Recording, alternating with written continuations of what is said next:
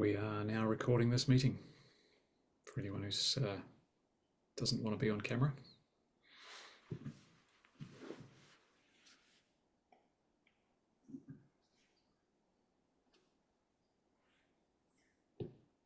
Welcome everyone. We're just waiting for a few more people to come in and then we'll get started.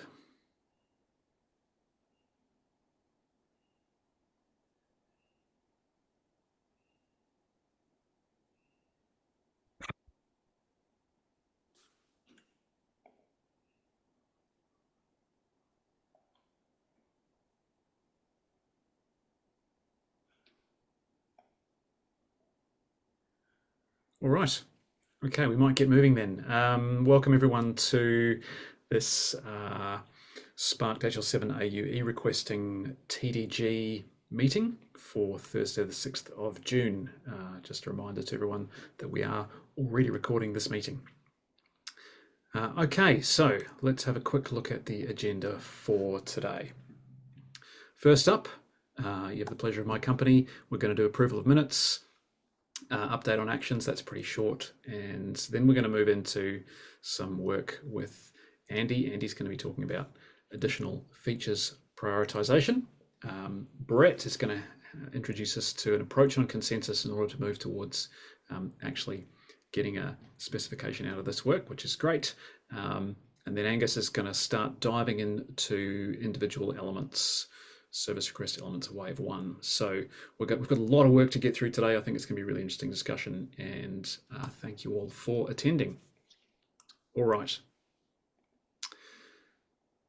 Okay, so usual business, we just need to approve the minutes from the last meeting, and they are located here.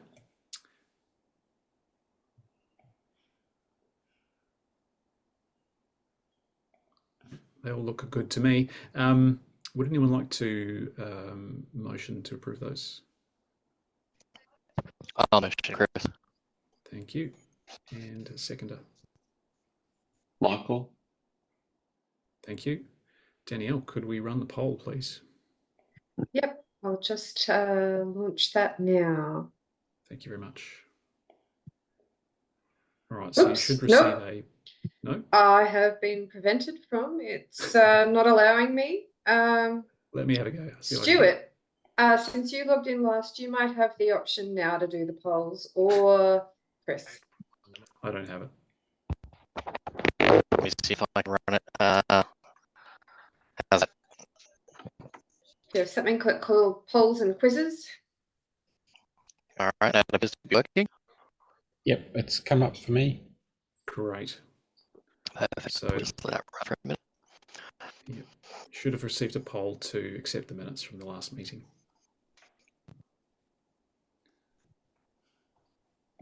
Stuart, if you can we'll make a note of that. That's going. Yeah. Yeah, we're currently at 82% voted, 59% in the affirmative, 41% in the abstain. Mike's really bad, Stuart. Sorry. Is that better? It sounds like internet connection is chopping in and out, like chop, chop, chop, chop, chop. Wouldn't surprise me over the office.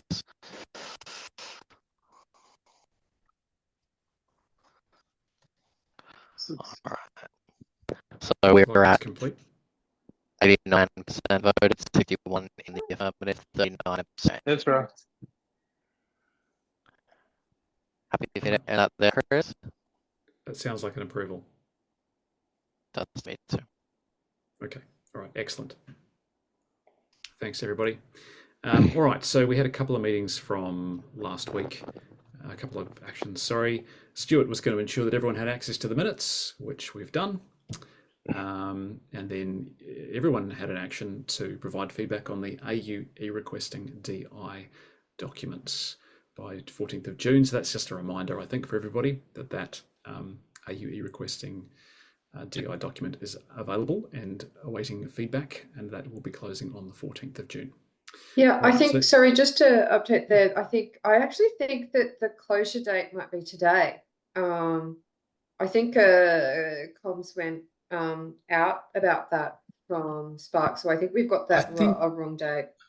I think that was just AUCDI. Oh, was But it? I'm not sure. Oh, yeah, you're Yep. right. No, sorry, I've just tracked down Yep. the email. I picked up the wrong thing. My bad. That is Yep, yep. indeed Yeah, the you're correct on. date. Yep. Sorry. Cool. Yep. All good. Still That's open good. for feedback until That's good 14th because of I haven't June. looked.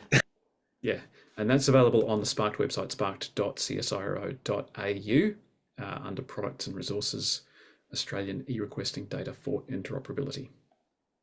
Right. So I think next up we're going to throw over to Andy. Has Andy arrived? Yes, he has. Brilliant. Andy, I'm going to pass over to you for additional features prioritization. Did you want to take over the screen share, or shall I continue? No, you can continue. I don't think these are pretty quick items. There's nothing new.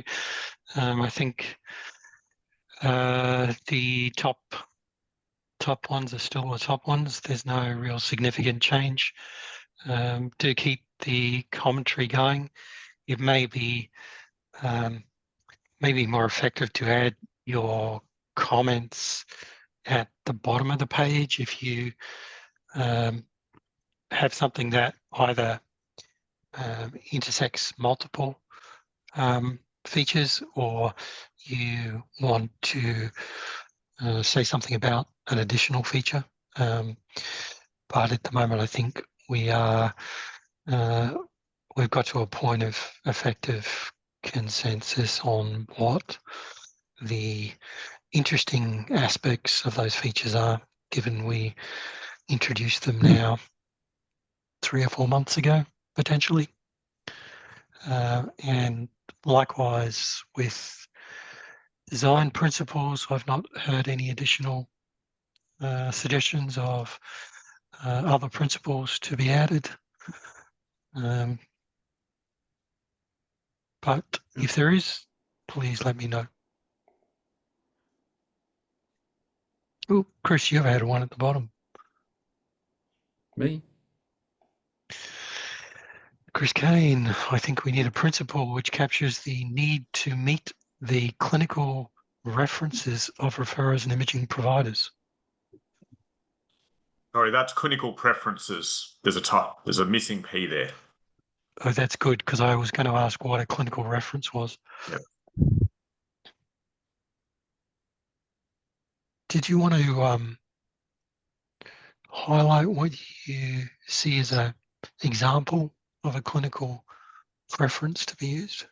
Look, a common clinical preference at the moment. So this is about the requester being able to recommend a radiology or pathology provider to the patient, rather than as opposed to a generic referral. So, for example, a GP for women's imaging services, the GP may have a long history of referring patients to a particular provider, and in their experience, the patient always has a good experience there. The radiologists or sonologists there are good at meeting the preferences of the requester, and therefore they are currently under in a paper request form environment. They're providing referrals to the patient using the request form of that provider, which is a recommendation that the patient goes to that particular provider. We think it's really important that model is retained as an option for requesters in an eRequesting environment. I'm interested how that is different from the directed request, and does that mean a directed request is where the patient is specifically sent to a specific provider rather than it being a recommendation? Is there a principle about a directed request? Because this is about principles. This is not about use cases. To me, it almost sounds like what I think Medicare calls a named request, where No. There are name requests which are very, very rare in radiology. This is where in the paper environment, where, to use a Queensland example, a a GP or a specialist requests a CT for a patient on Queensland X-ray on a Queensland X-ray paper form. So the patient in most cases will go to Queensland X-ray because that's the preference of the requester. That's different to a named request where you're actually sending to an individual radiologist. That is fairly rare, except for some super subspecialized services, particularly interventional stuff. So I'm struggling with the difference then between what we've been calling a directed request and the request you're describing. Yeah, is it well because this document I understand is about principles. So we need a principle that captures that. Before we have any more discussion, I'm going to throw over to some people with their hands up. Janie? Yeah, I would query that this is actually a principle because it doesn't give room for any agreement between the patient and the referrer. We can add that. We can add that in. Rob? Yeah, can you hear me okay? You're a little quiet, but yes. Yeah, just as a GP, I would reiterate that, yes, often we would recommend to a particular patient that they use a particular diagnostic imaging or even pathology service. It's still up to the patient if they choose to go elsewhere, but we would be recommending it, and whether that's on this form, it's up to you guys how you set it out. But I mean, I would be saying to some of my patients, I recommend you go to this service. They give a good outcome, but then they might choose to go somewhere else where it's cheaper. And then we have a discussion when the result comes back about how things different. But it's not directed. It's not going straight to the provider and then the provider doing it. It's giving the patient the option, and it's on the form to show that it's there. That's just my 2 cents worth on that. I'm just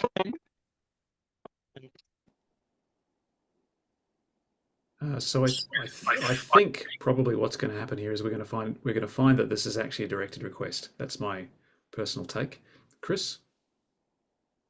Just, I guess, some more context. The reason I made this comment, it's in response to the principle about patients, making the design patient-centric, which I absolutely agree with, but it also needs to be requester-centric, because requesters are, in my view, some may disagree. In my view, they're just as important a customer as the patient is.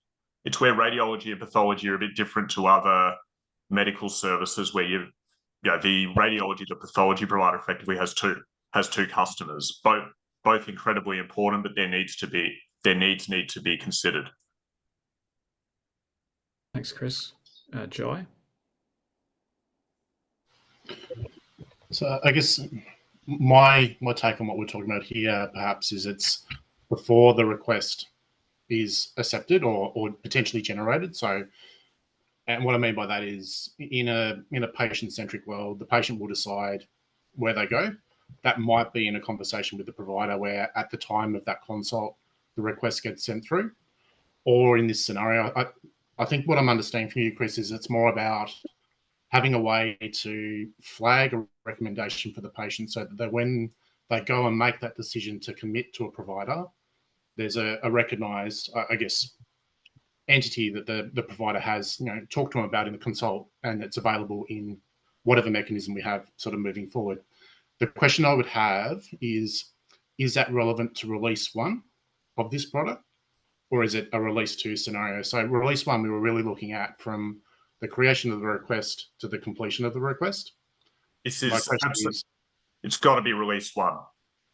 It's absolutely fundamental.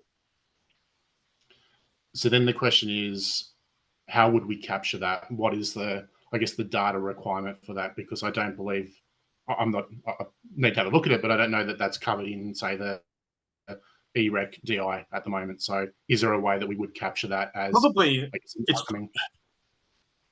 there's an element of there's elements of it in the directed request use case. I think that's probably something I'll need to think about. I'll come back to you on that.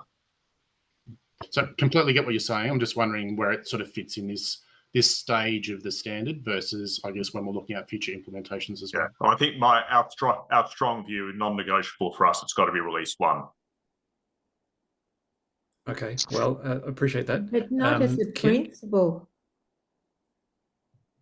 Yeah, but I think Chris does raise, if we kind of look at it from a principle lens, the principle of patient centricity is good and effective. And I think Chris is raising that we also need to have something that recognises clinical contribution for choice. And I don't know whether we have something that recognises the contribution of the clinical choice recommendation alongside the patient choice. How we end up manifesting that, I think that's another issue. But if we look at it from a principle perspective, you know, I guess hearing what Chris is saying, I think it may be worthwhile just reflecting on those principles to see whether we have something that captures a contribution of the clinical perspective in this. It's usually termed shared decision making, and that is actually part of person-centered care. So person-centered care doesn't exclude shared decision making. Yeah, so we just need to make sure that that concept is actually explicit in the principles that we've currently got. So we can certainly look at that. Ken? I think I'm agreeing with this is a principle. I mean, the patient has the ultimate choice to where they go. I don't think we can force a patient to go where they don't want to, the out-of-pocket issues and so on. So it's related to the patient-centric design, and that the description includes that a directed request would have been directed after any clinically necessary discussion with the patient. There's a principle in there that says that patient choice includes any direction from any clinical, direction from the requester. But I can't see how I don't think we can create an independent, requester-centric, which ignores the patient. So it's just an adjustment of the principles, and I don't know whether it's any modification of the directed request requirements, because even a directed request can go somewhere else. Yeah. Okay. Great. So, what's the next step there? Just somehow incorporating something about shared decision making within the description. Andy, is that something you'd be happy to take on? Yes, I would. Thank you very much. All right. You're welcome. Brilliant. Okay. Ken, did you still have a comment, or is your hand still up? Sorry, I'll put it down. I was just, I did want to say that it's very common in the specialist world to direct, biopsies and so on to a particular expert. We have national experts and world experts at interpretation, and specialists really do want that person to do that. And it's important that they have that conversation with the patient to say how fortunate they've got this relationship, and please go to where I've sent you.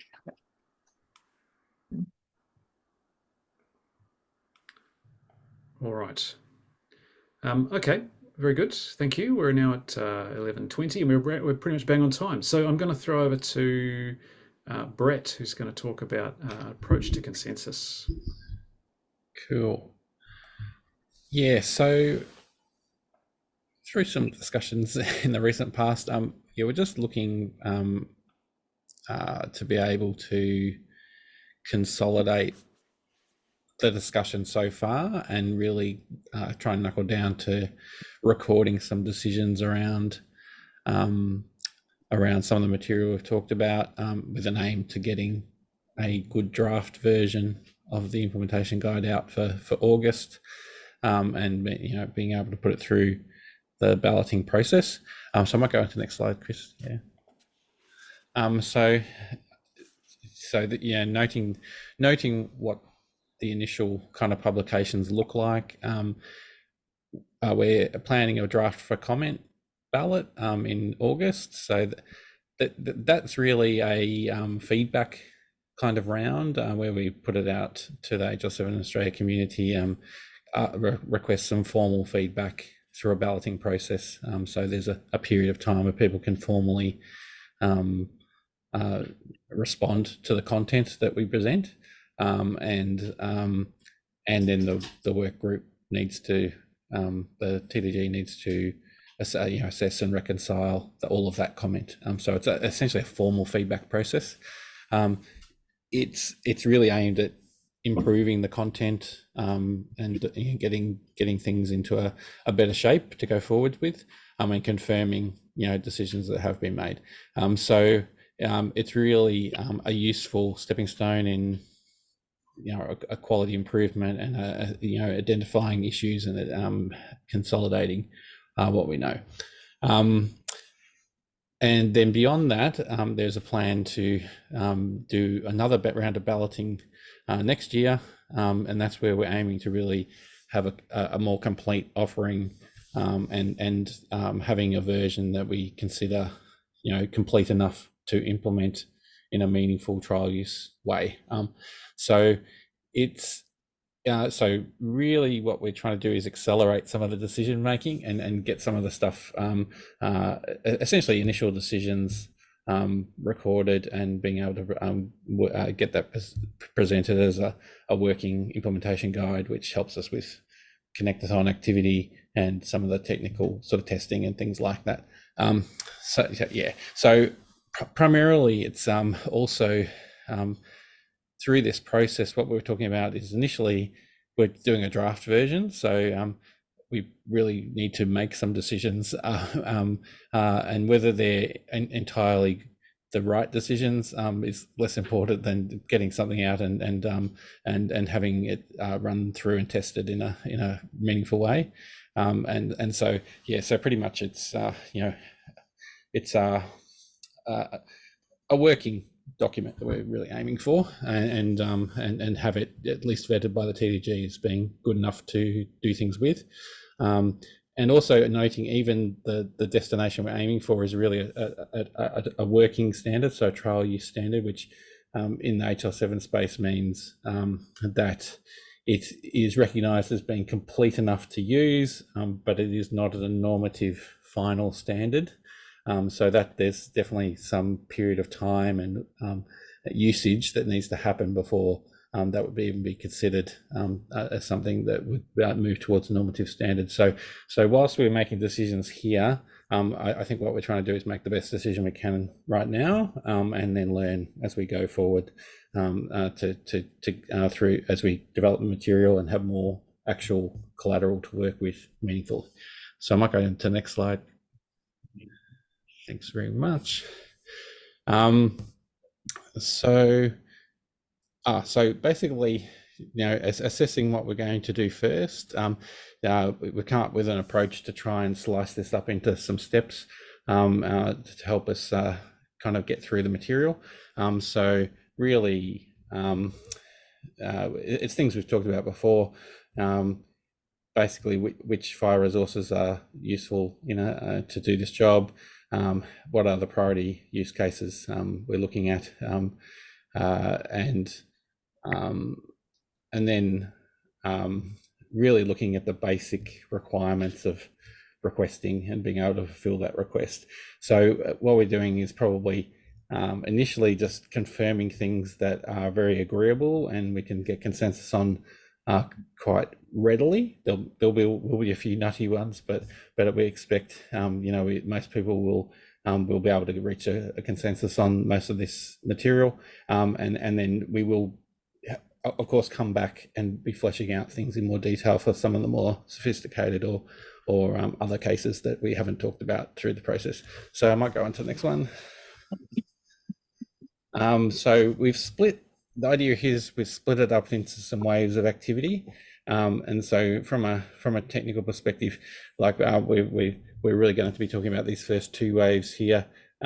Initially, we're going to be looking at what goes into our basic profiles, and that really means which of the FHIR resources and elements are relevant for our work, and basic questions like cardinality, and that's initially what we're going to cover. We're not going to go into the detail of too much, but we'll definitely get back to that. And then we've got further waves getting into more depth and detail as we go.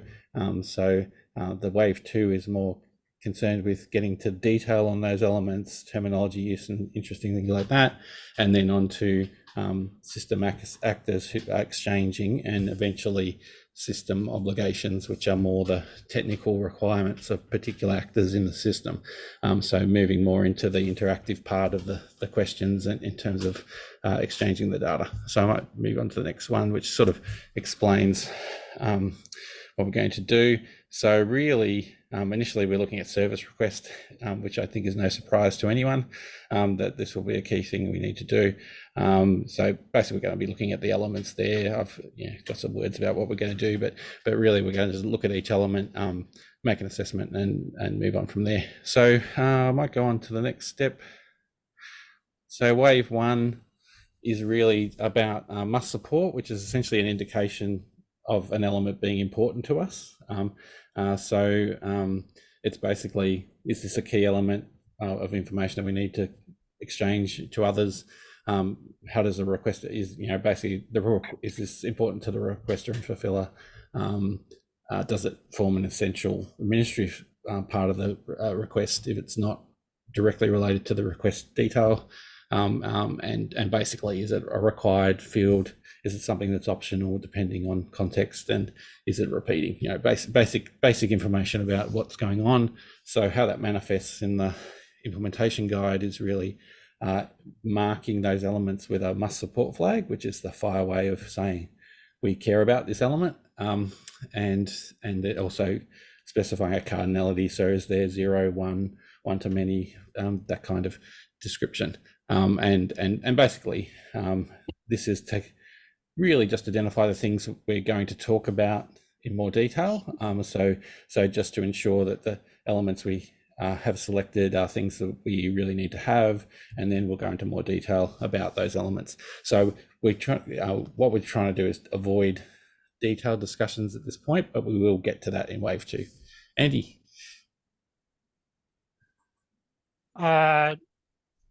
Before getting to cardinality and must support, one does assume that there is some discussion around some shared understanding of what it actually means.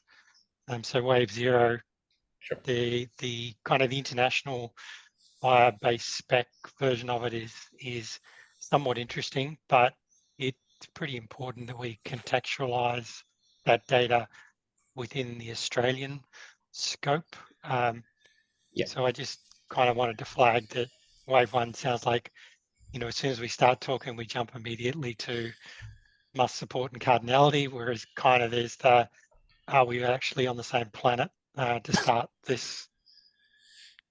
Yeah. And I think, this has come up in previous discussions, but so the words I've got there for must support are really a cut down version of the basic definition of must support in the FHIR spec. So really it's indicating that you expect systems as yet identified to produce and consume data, and systems shall provide some support for them, which is very vague, and it is pretty vague as a concept. I think initially, like, we're really looking at it from a conceptual requester fulfiller, and we've sort of split requester into pathology requests and diagnostic imaging requests to see if there's any difference there.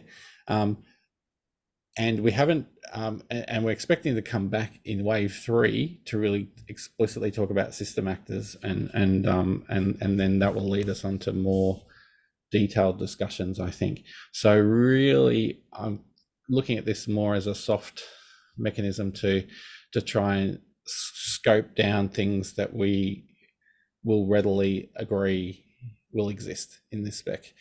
I'm not questioning. I'm not questioning must support cardinality. It's actually what happens before that, because I don't think necessarily that some of the attributes as they're described in the base FHIR spec are necessarily obvious in terms of their implications within the Australian scope.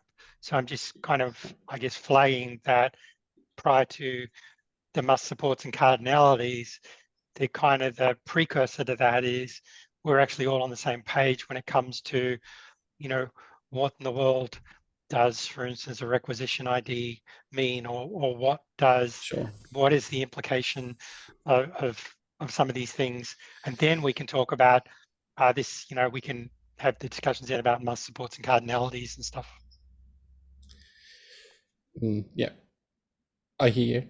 And we will look at definitions as part of this exercise. So hopefully we can get into a bit of that, but it is very element focused, you know, in this discussion. Yep. Danielle, I see you got a hand up. Yeah, and I think so. I'm really happy with the wave one discussion, and I absolutely agree with Andy about wave zero, what those elements are. And I think honestly, I think we've done enough of that to then frame that conversation within is this element actually important? I think you did a great job, Andy, when you were walking through on the data model mappings, and we walked through the scaffold and we talked about all those elements we're going to talk today on how they relate to the AU eRec items maybe, and what even are they. And I think then putting that in the context of trying to make a decision of, well, do we actually really care about it? And being able to have that conversation there is the next step we need to go beyond just definitional. What is it?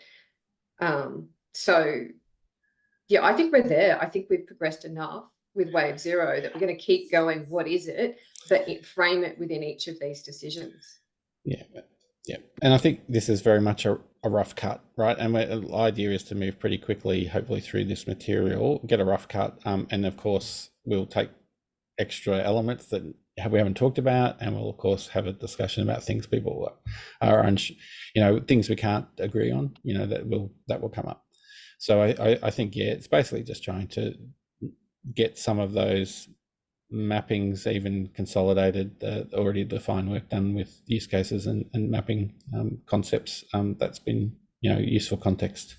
Next slide for that one. And the, you know, so basically wave two, I won't get too much into this because it's really the next level, but really what it may, this is really, I think, highlighting things we don't want to talk about in wave one. So really, so this is really expanding our detail, constraints, terminology usage, more details on data type choices, and things that are important to know in the actual technical specification. But we will get to that in wave two. So the idea, I think, is to do a rough cut of, you know, scope in and out kind of discussion in wave one, and then we'll get into the more detail about exactly what representations are needed in wave two. So this is an attempt just to simplify the discussion around each element and kind of break it into some steps. So I think I will call on our chairs in this session to try and you know, keep you know, take a point around that kind of material, but try and move on through the next elements. And we're up to wave one activity, and I think Angus was going to take over at this stage, but feel free to ping me, Angus, if you want to. Yeah, do you want me to share? That might be easier, right? Yeah.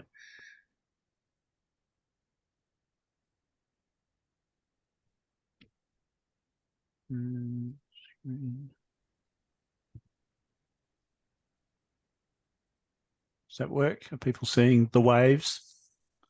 Yep, I can see them. Excellent. So I was just going to taper off from Brett on this wave slide again. So really, we're focusing on that wave one, right? So we're looking at, I'm going to lead us through elements, specific elements in ServiceRequest.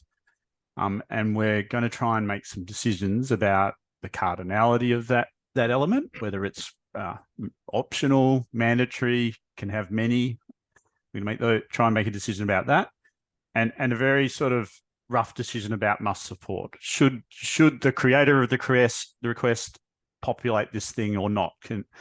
And we're going to come back to that must support stuff in wave 3 when we talk about system actors, because when we start talking about system actors, are you a placer an order? Are you a filler an order? Are you a patient? Are you an order repository?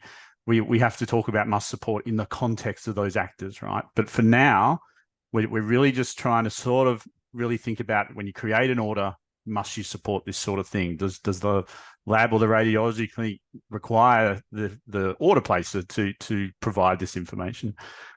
So we're going to start at this wave 1.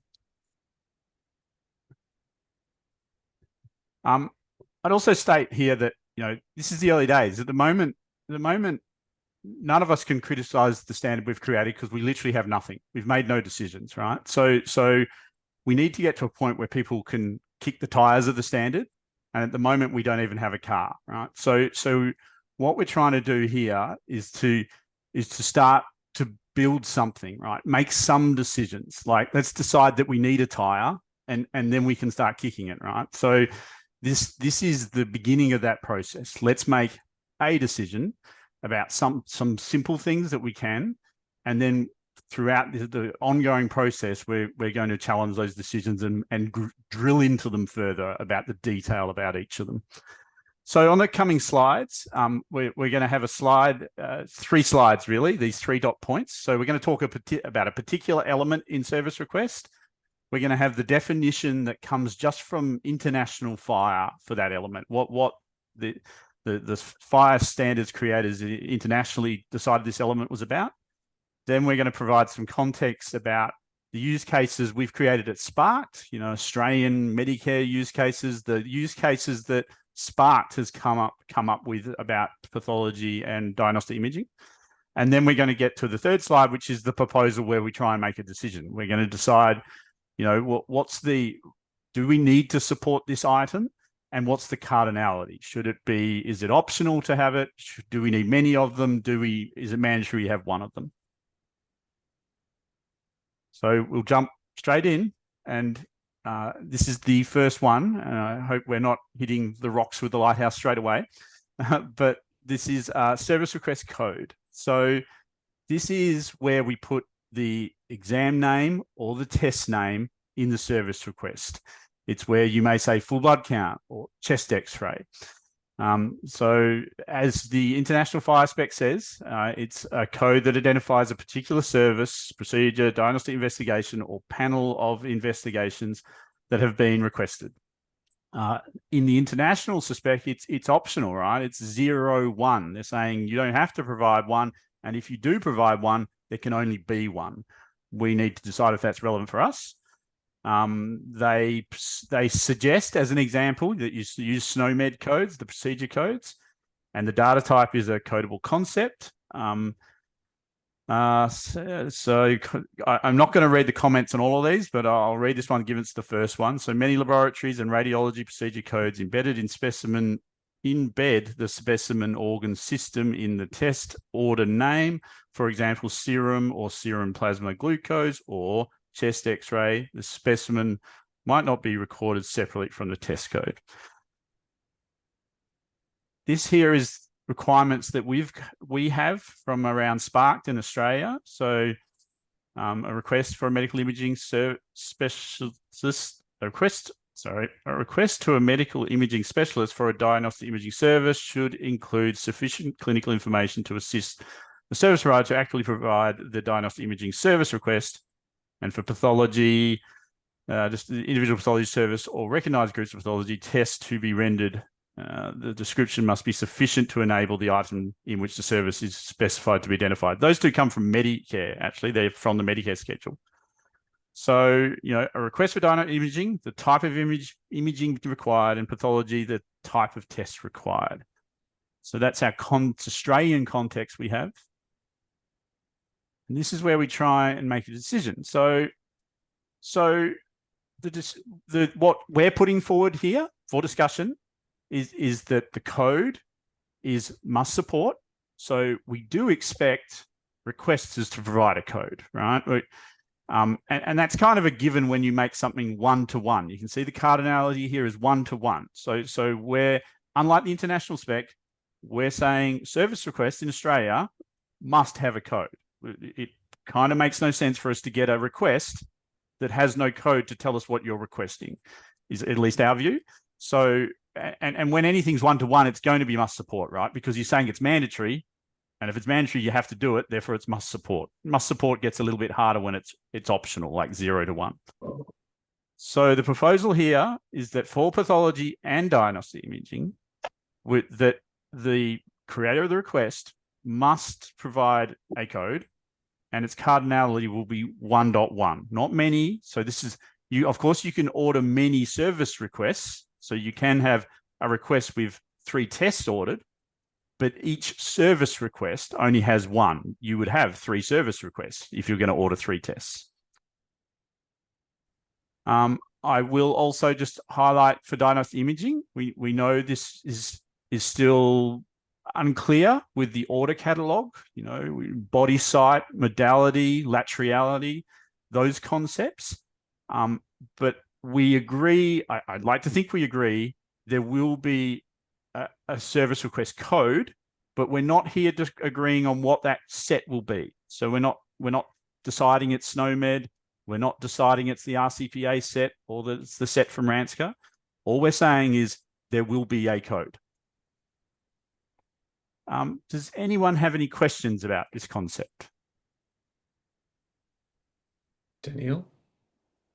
I don't have a question. I just wanted to say I think it's clear to me from all our discussions that we accept this proposal. We should. That's what we've been saying exists. I motion to approve that this is mandatory, so 1.1 and must support. And I think I'm Ken's allowed. put up his hand. Yep, Ken. Yeah, I mean, generally in favour of it, but I need to give you some background. So in pathology, there's a National Pathology Accreditation Advisory Committee, and they have a document which is not a requirement, it's a guideline, and it says that requests that aren't coded are dangerous. So free text requesting of tests is dangerous and should be avoided. It actually does recommend in the guideline that SNOMED is used as a requesting code, but it's, as Angus and Andy have known, it's the minority of current eRequests that include the SNOMED code. They usually include lab-specific codes, but they are codes. So to say that it's compulsory to have a code is just consistent with current practice, both in hospitals as well. Public hospitals have their own codes. We haven't discussed the SNOMED aspect, but it might be premature to, and that's what I'm interested in. I mean, we could make the coding mandatory, like you have to provide, well, must support, so that you have to provide a code, but it might be released too before we're confident enough to say that that code should be SNOMED or. Yeah. So Ken, you've touched on a really good point, which I got to say in my intro for this, and that is the free text test thing. And this decision doesn't rule that out, because codable concept, which is the data type it's pinned to, it allows, and if I put this here, this is a codable concept here, it allows text, right? Okay. So we're saying you must have a codable concept, but we're not at the point of saying the coding must be provided. It could be just text, right? So we're not making the decision yet. We're not ruling out yet that someone can just do a free text test. All we're saying is that you must provide a codable concept, and that codable concept must meet this agreement, and we need to get into the detail about, are we going to say it's mandatory to have a code, or is it some sort of conditional that says you can provide a code, but you can also provide text? So at this point in Which time, is wave 2. yeah, which is wave 2. At this point in time, all we're saying is that you must provide something, be it a code or text. We're not getting into that detail, but you can't give us nothing. So we had a motion from Danielle to accept this proposal. Did someone second that? Did I hear that correctly? I'm happy I to second it. Oh, there you go, Stuart. Second. Right. Okay, well, we might go to a vote then. I think probably the way we're going to have to do this is with a hand raise. So if everyone who is in favour of that proposal, propose my support on code for a yes, Danielle. Oh, sorry, that's just your hand Oh, up, isn't sorry, I was too quick. no, it's Yeah. fine. Keep your hand up. There you go. Yeah.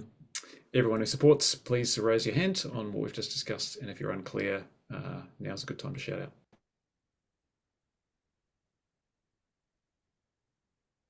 My hand's up. I just can't find a button.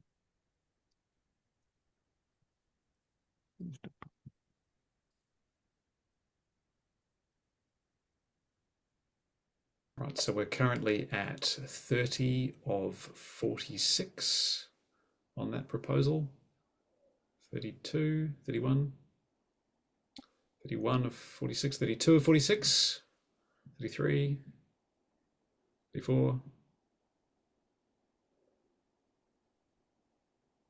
Calling that to a close, 36, 36 of 46.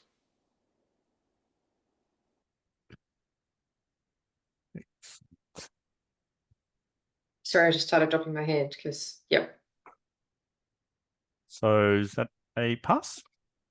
Well, we still need to take the Oh, numbers yes, we for do. the We do. abstentions Of or course, yep. negatives.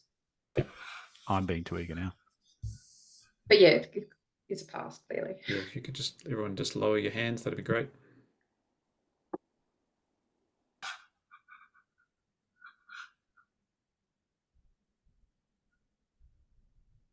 Caleb and Roy, if you could just lower your hands, please.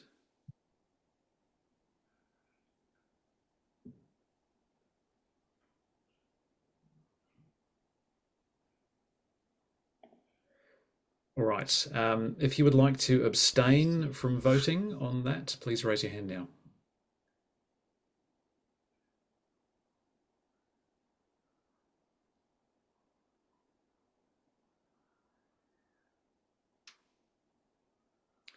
So we have 2 abstentions. 3 abstentions. Calling that one at 3 abstentions. Is anyone voting negative? Please raise your hand.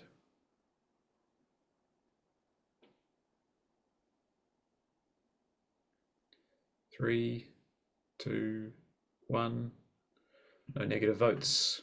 All right. So that one is carried with 36 of 46. Angus. Thank you. And congratulations, everyone. You've just made your first decision. We now have a tire. Okay, we'll move on to the next one. So this is service request subject. In human terms, that's generally the patient. So this is on whom or what the service is to be performed. This is usually a human patient, but can also be requested on animals, groups, or of humans or animals, devices such as dialysis machines, or even locations, typically for environmental scans. So the international spec says that a service request must have one subject, and there are some types there: patient, group, location, device. It's what the international spec says. These are some requirements that came out of SPART. So for diagnostic imaging, a requesting clinician requires a diagnostic imaging for a patient, and pathology, a requesting clinician requires a pathology test for a patient. So we've clearly had, comment that we want to do tests on patients. This is the proposal. I guess to play devil's advocate, we're not for release 1 suggesting you can do them on animals or devices or locations. I think that would, in my view, be a later release type thing. I think our immediate concern is we want to do requests on patients. We're suggesting that it must be supported. You must give us a patient and it's mandatory. You only give us one patient per service request. So must support, yes. Cardinality 1 and exactly 1. Does anyone want to make a comment or disagree? Yeah, what about a microbiology request on, for example, equipment? How does that get tested? Sorry if I've missed previous discussions. Yep. I personally think it's out of scope for release 1. I don't disagree that that's a thing. Autoclaves, doing testing on autoclaves, they're maybe internal things, but certainly I know doctors do tests on their own autoclaves and send them into the micro lab. I don't dismiss it's a use case. I don't know if it's where we want to go for release 1. It's hard to identify a device at a doctor's surgery to even record it. I'll open to the other questions. Sorry, I'm not sure who went first. I think it was Matt Cordell. Just before we do, I just do want to call out that that's wave 2, though, like the particular data type, with this being the must support cardinality discussion. Though, I mean, yes, Janie, it would be in the subject, like the thing that you're doing test on, it would be this element, if we had that in scope. So I think we might, just to keep to our plan of going through wave 1 decisions, I think we want to have that, which is absolutely in wave 2, when we're going to talk about, okay, and now how do we fill that? Is that only patients, or will we allow like device or something in there? Good point. So what, even though it says ACOR patient here, that decision is wave 2. Really all we're saying is that a request must have a subject, and it must have one subject, and it must have one. Wave 2 will discuss whether it is AU core or a device or something else. Matt, did you still want to? Oh, yeah, I was just going to add to it. I think Danielle's probably clarified that we can clarify what the subject is, but I feel like you could include animals as a subject if you just say it's a subject. The ones that I think you probably do that do get tricky are the environmental ones. The devices like a PIC line, if you want to do, that might be what Janie was referring to, like a microbiology and a catheter tip, that would be associated with a particular patient. So I think that's still a person, but the specimen type is a catheter tip. So yeah, no, I'm fine with that. Ken? Yes, the PIC line and so on would belong to the person, but there are sort of autoclaves and so on. Most of those requests are currently on paper. My understanding is they're currently on paper, so we can wait to an R2 before we start to work out how the patient request would be transferred to an object. And also the requests on those are often done by nursing staff and so on, rather than the clinician.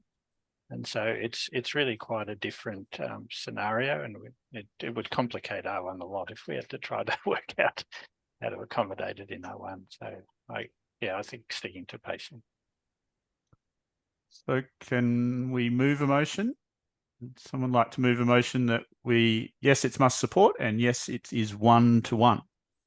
I mean, you can, but I'm happy to motion to accept the proposal that this is supported.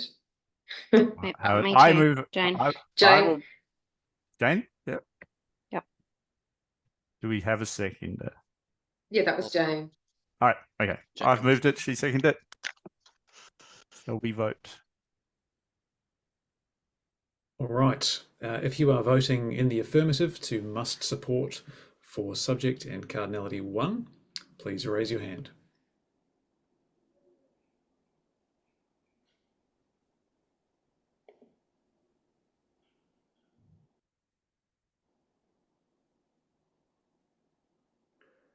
Looks like we have 34 of 44. Closing in 3, 2, 35, 2, 1. 35 of 44. Please lower your hands. And sorry, I'm going to do this next one differently because I should have done it this way the first time. If you would like to vote in the negative for this proposal, please now raise your hand. Michael Osborne, your hand is up. Is that from the previous? Sorry. Okay, so voting in the negative, currently at 0, 3, 2, 1. Brilliant. We have 35 of 44 with abstentions. Thank you, everyone. That's 2 decisions. Yay. Excellent. Now have a FHIR and a hub. Now I'll move on to the next one. So the next one's the requester. So service request requester, the requesting doctor in a general sense. So the individual who initiated the request and has responsibility for his activation. Generally here it will be a practitioner role. It could be those other things. This is not dispatcher, but rather who is the authorizer. This element is not intended to handle delegation, which would generally be managed through the province resource. I don't think we need to worry too much about that. Really, it's the requester who is requesting this thing. In the international standards, it's 0 to 1. Our SPARC and Medicare requirements here. So from SPARC, the requesting clinician requires diagnostic imaging for a patient. So we need to define who that requesting clinician is. Pathology, a requesting clinician requires pathology test. From Medicare, a written request for diagnostic imaging. A written request must contain the name and address or name and provider number in respect of the place of practice of the requesting practitioner. And in pathology, the name of the requesting practitioner and their practice, address, or provider number. So this is really just about the pointer to the requester, and all that information we hope will be at that pointer. So the decision we're looking for is that a service request must have a requester. There will only be one requester per service request, and there must be one, and it must be supported. To the point we kind of clarified last time, at the moment it's sort of pointing at a practitioner role, but that's for wave 2 for us to decide. Really all we're deciding here is that it must have a requester. There should not be service request with no requester, just floating and someone wanted this, but there's no record as to who wanted this. We're saying that's not true. We must have something, one that tells us who requested this. So do we have... Seen Roy just made a motion. Roy has motioned to accept this. Motioning. Thank you, Roy. Do we have a seconder? Andy has seconded. Andy. All right. If you would like to vote in the affirmative, that requester is must support and has a cardinality of 1, please raise your hand.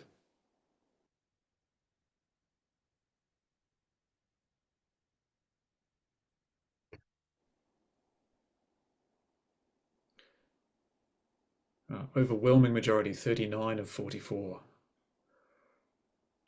39, 38. I think we got to 39.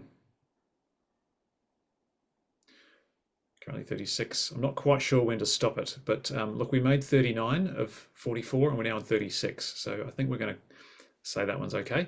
You can lower your hands, thank you.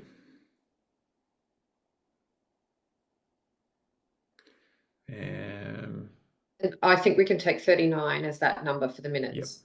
Yep, we did it as 39. Yep, and if you would like to vote negative for requester having must support and cardinality of 1, please raise your hand now. 3, 2, 1. 39-4-0 against. Motion is passed. Thank you. Excellent. Thank you, everyone. Tyre, Hub, Axel. If we can keep going. So this one's authored on. So this is the date and time the service was created by the requester. So when the request transitioned to being actionable, we're saying in the international spec, it's optional. It's a date time. Well, we're not making that decision now. Our SPARC requirements, and these are Medicare ones. So in diagnostic imaging, a clear and legible request. The request must be in writing, dated. I won't read the rest. There's other things it must have. And in pathology, all written requests for pathology service should contain the following particulars: a date of request. So request for diagnostic imaging, date requested as per Medicare. And so this would be data service, at least in my understanding, in a Medicare sense. So for SPARC, for our standard, we're saying it's 1-to-1, that every request shall have a date, time, or it's undecided whether it's time, but we're saying that there must be something that tells us when it was authored on, not nothing. Would someone like to, or I will, I motion that we make the decision that it is 1-to-1 and a must support for authored on. I think in the chat. Yeah, Andy and Jane are one they're step ahead of you. They're all leaping ahead. Motion. Oh yeah, maybe I'll have to keep. I'm not monitoring chat well enough. All right. So if you would like to vote in the affirmative, that service request authored on should be must support and have a cardinality of 1, please raise your hand.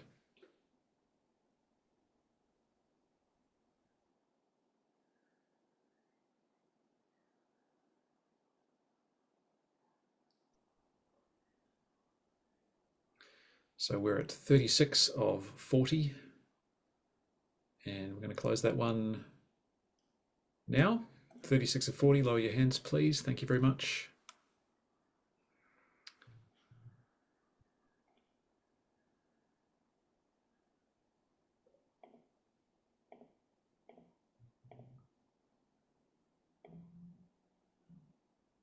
All right, if you would like to vote negative for service request authored on being must support and having a cardinality of 1, please raise your hand now.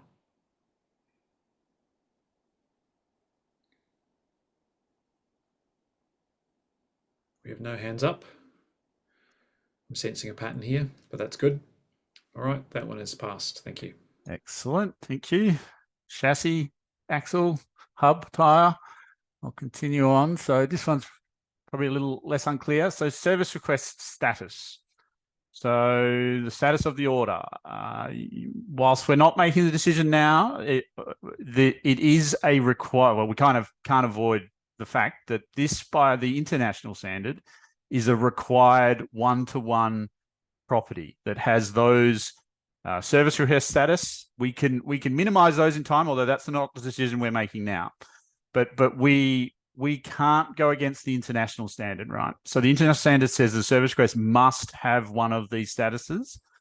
And so really we're just affirming that and raising that, making it clear to everyone.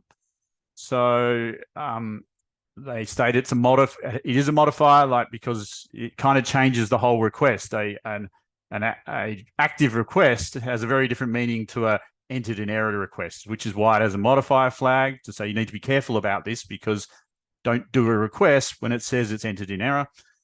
Move to the sparked stuff. So there's really no confirming here, because if we're using FHIR, FHIR is telling us that you must have one of these. So request for diagnostic imaging, request for pathology, test, requester can make active, revoked, void, or mark as complete. I do, before we make decisions, I do want to go back to this slide and those statuses there to just explain that this is the status from the requesting doctor's point of view. This is not the status as in the workflow. So we're probably somewhat familiar with statuses like in pathology, collected, in lab, authorized, preliminary, and in radiology, you might have scheduled, arrived, image acquisition. They're the workflow statuses, right? They're the statuses of the task of doing it occurring. They are not this status. Those statuses live on task. We'll get to that, not today, but later. This is really sort of the front viewing status. It's the doctor's status. The doctor says, this order's active, it's ready to be done. The doctor says, I want to put this order on hold, or, oops, I entered this in error. It's kind of the status the doctor controls at the front, not the status of the action of performing the service request. So the proposal for Sparked is we're saying it's must support and it's 1-to-1. And if we don't agree with that, then we can't do FHIR, because FHIR tells us we must do this. So do we have someone? It's in the chat. Yep, someone's moving. Yeah, we're there. Got motion seconded and thirded. All right, brilliant. So everyone has motioned this one. If you could all just raise your hands if you agree that we have no choice but to accept this.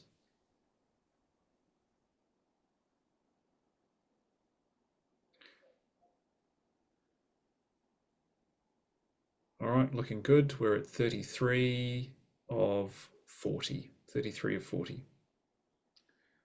Okay, thank you. Put your hands down.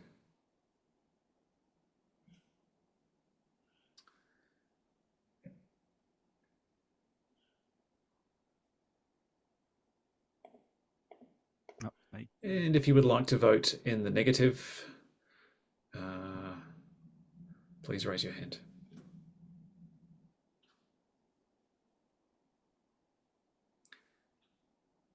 And we're done. And that one is passed at 33 of 40. Thank you. Thank you, everyone. I'm going to finish with the car analogy. I can't keep up with all the parts, but we're building a car slowly. Intent. So this one is whether the request is a proposed, planned, or original order or a reflex order. There's the value set that FHIR provides. Again, this is mandatory from FHIR. You must have one of these. In time, we can adjust whether you can use all those value set, all those statuses. But at the moment, we're not making that decision. We're really just reaffirming that FHIR tells us we must do this, and we're reaffirming that we will do it. So this is really, I suspect we're really just in release 1, we're going to support order, right? The intent of this order is that it's an order. We can go into things about reflex orders, but that's not for now. So really affirming with the FHIR standard that service request intent must be provided for diagnostic imaging and pathology. It must support, it's one-to-one, and it's a code. Do I have people willing to motion?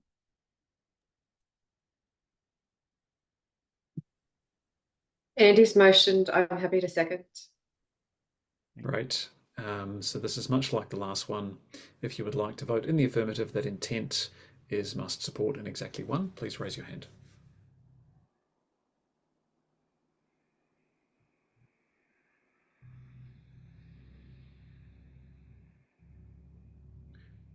Your hand's getting tired yet?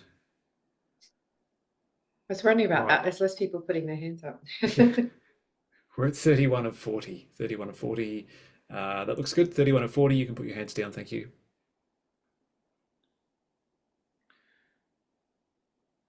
And now, if you would like to vote negative, please raise your hand.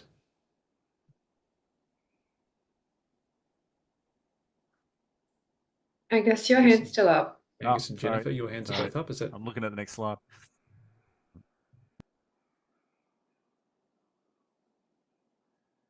Jennifer, can I just confirm you're voting negative?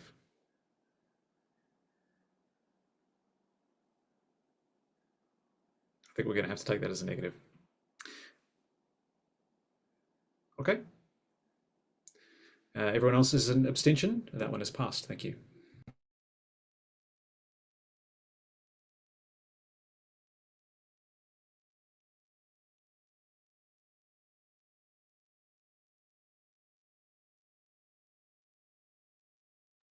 You're on mute, Angus. Angus.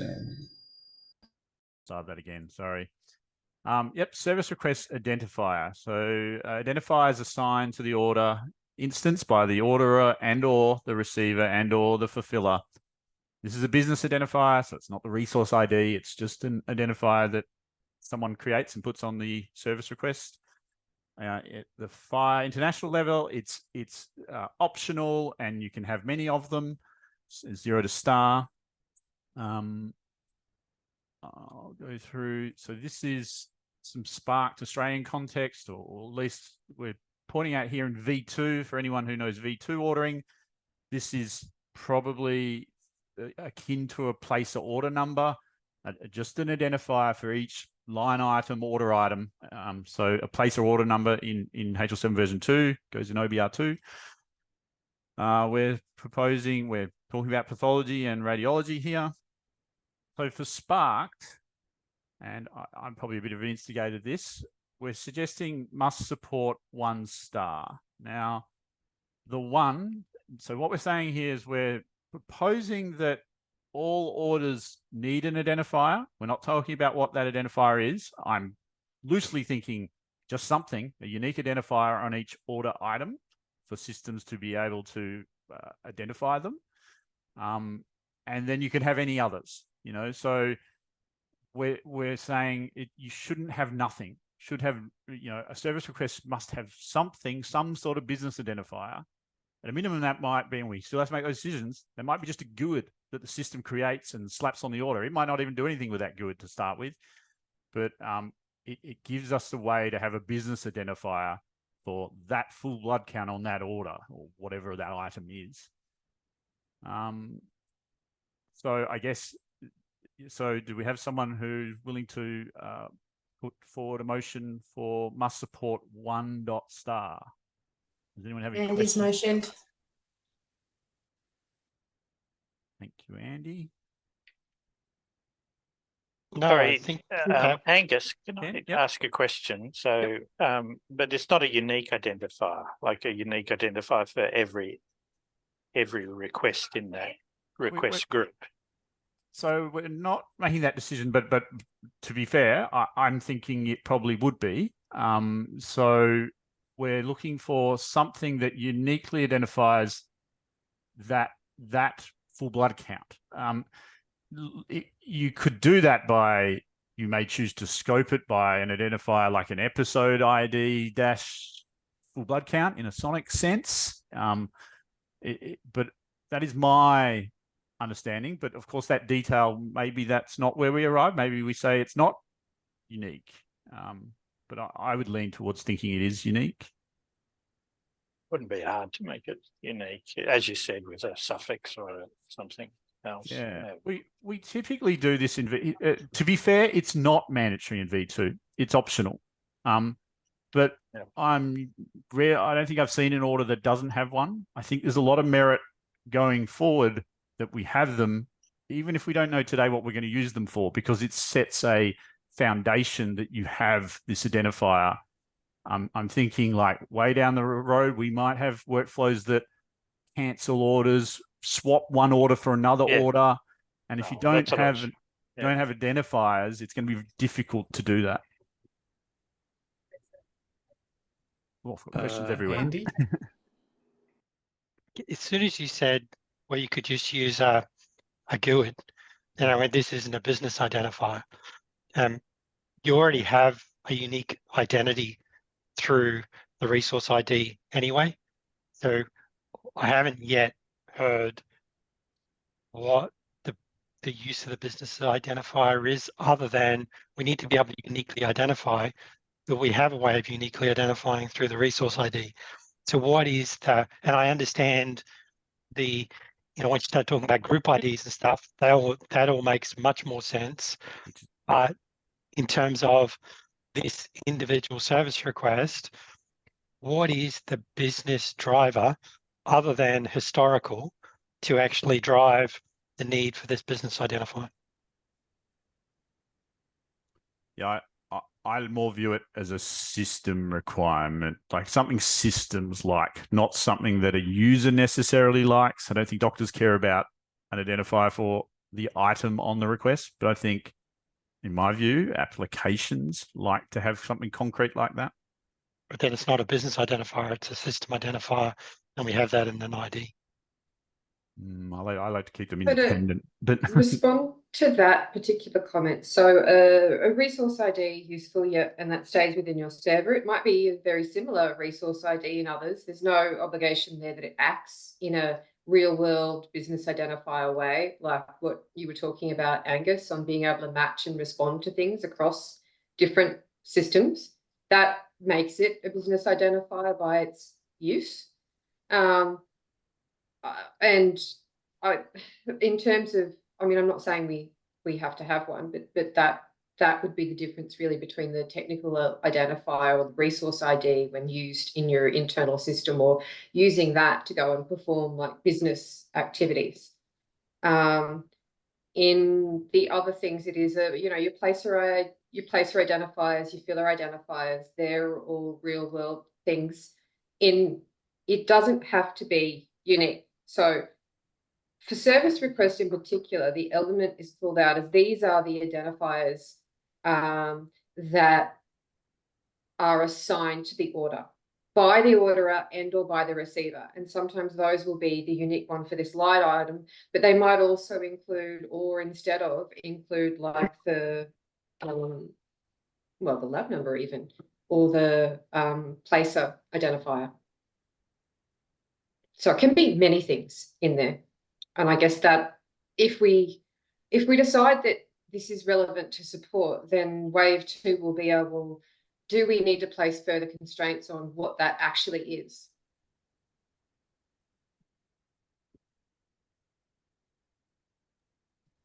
I saw David Heacock's comment. So he said, can this be used for short code for driving bookings and or active script list arrangement? I don't think so, David. I think, and that's actually the next element we're going to look at, called the requisition ID or the group ID. This is lower than that. This is about the children actual order items on the request. So I think your point is very relevant to the next one we're going to do. This is a sort of more granular one. Daniel? Yeah, sorry. Just Daniel. a quick response to Andy's question. I think Danielle has already largely answered that, but just in my experience, any system that has where you have more than one system involved and you have an interoperability environment, if you want to be able to change or modify and keep in sync those changes and modifications between for a particular resource, such as we're talking about, you really need to have a business identifier. If it's always being pushed from the source downwards, you maybe can get away with it, but if ever there's any interaction taking place, it can be very difficult to handle without a business identifier of some nature. Whether it is truly used for quite business purposes is another matter, but there needs to be some way of uniquely coming back to a source initiated event. Thank you, Daniel. Jane? Yeah. So I have 2 comments. One was around, when Andy said about, can we just use the resource identifier and it's a good. The only concern I have with that is on legacy systems and, in the case that we're pushing via requests back to V2 and, there's length restraints on certain fields. The second is I was just querying why there's multiple, if we're talking about one identifier for each service request, why is it one to many? I think I made a comment against that is my intent at least, is the one we're talking about is akin to a place order number. When we get into that detail, there's actually a type that you can put an identifier. It's called place order number. So I guess and it's not being stated here, I'm assuming the one is a place order identifier and there is only one. I think we have to get to that detail. I would shudder to think that there's 2, that there should only be one place or order number. So really when that says 1, maybe we should have said in the things, and it is a place or order number. The many is just, we're not going to cut off other people wanting to put whatever identifiers on a service request that they wish to put on there. We're just saying in the standard, they're not required. No one needs to read those. But if you want to put, if Telshelf wants to put an identifier there that means something to them to pass to one of their own system, that's fine. But there will be a place or order number concept. Heath? So I guess this is starting to get pretty deep into our workflows and how this might be used, and taking the point that we need to synchronize between placer and filler. Now, the requisition is really to try and manage that group number across the individual services. So where you got multiple services per group. But because requisition is only 0 to 1, we can't have both a placer group number and a filler group number. So if we do need to synchronize a filler group number at some point, we will probably have to put that in to this identifier, in addition to those service request level identifiers as well. So yeah, I mean, there's an argument to say it should be 2 ... Well, maybe, but no, I don't think it is 2. I think it is still 0. Is it must support in release 1? I still struggle to think that this is absolutely essential for release 1. But I think we will get there at some point. But I don't think it's mandatory. Definitely not. So hopefully people understand where I'm coming from. But with those, at the moment in V2, we always have these placer and filler numbers and they match both back. But I'm just struggling to see the scenario where we're recording the fillers number back against the service request. That's my only concern at this stage. So I'll also reveal my hand. Like at Sonic Healthcare's our laboratory system, this is mandatory in a V2 order. So when I convert FHIR orders into V2 orders, I have to just invent one of these because if I don't get one. But that's just us. Jane, do you still have your hand up, or is that? Oh no, sorry, I'll take it down. Yeah. Okay, so there's a difference of opinion on that one. Yeah, I think so. Yeah. I guess, can we just exploring the cardinality there? Could we just get, just so we can, if we can move to a consensus on a position, it's seeming that more people are interested in optional, but we've only had some people talk. Could we get maybe hands up for people who do think that this should be optional? All right, we've got one. Sorry, was that should or shouldn't, Daniel? Should, like, instead of being one to many, this identifier should be optional. I'm not sure if my hand's up, but my hand's up for optional. Okay, Heath.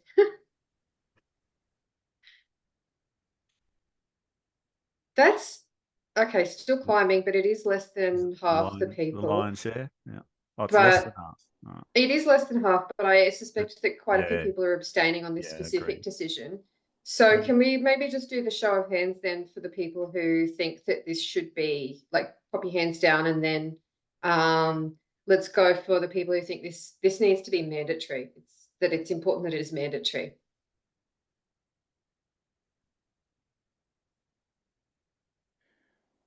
Well, that's really interesting. It's a pretty solid line ball, isn't it? Yeah, I think that means we need to hold this over to a separate discussion then, because we've got enough on both sides here that I don't think we can make the decision on cardinality, though I suspect we can make the decision on must support, given the hands up, if we would like to go for that one now and leave cardinality to next meeting. Yeah, so we're going to vote that you can put identifiers on a service request, but where you don't have to. And we'll defer later the question of whether you have to. Okay, so we're voting on must support only for identifier? Yes. Yes. If you currently have a hand up, you can leave it up, but we're now voting on must support for identifier. If you believe identifier is must support. We better move and second that for the minutes. Yeah, I'm happy to move. Better second. Thanks, Jane. So there's many hands up. I think are they left over from voting, or are they people with questions? No, we're they're voting now. So let's keep voting. If you would like to vote must support for identifier, ignoring cardinality for now, please raise your hand.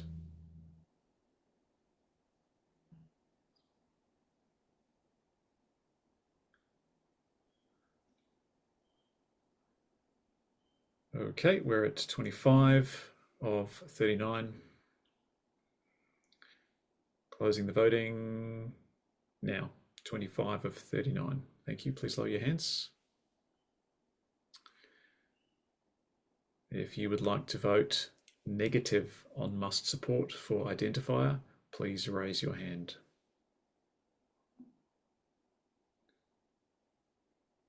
Currently 2 hands raised, James and Andy.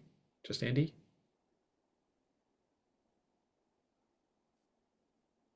One negative on must support from Andy.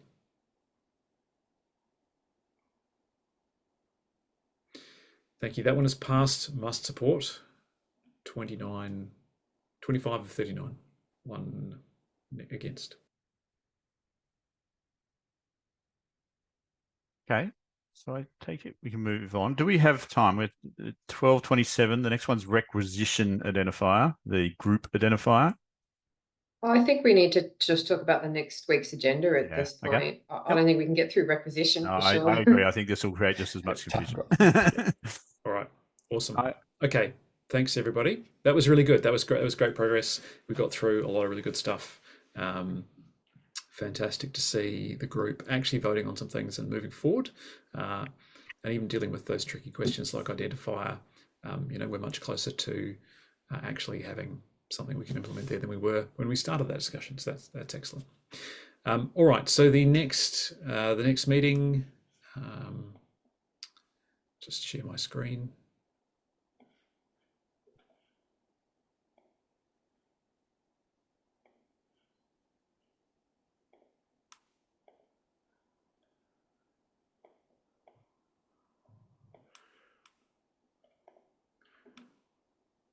All right, the next meeting is scheduled for the 11th of June. And that's all the update I have for you on the agenda, but I suspect we'll be doing more of these. Continuing wave. I think we just pick up from where we left off, and we're probably going to continue like this for some time. Yep. All right. Any other business that anyone needs to raise before we close out? I guess I'll just note the pre-meeting slides are still the same ones. So the pre-meeting slides include both wave 1 and 2.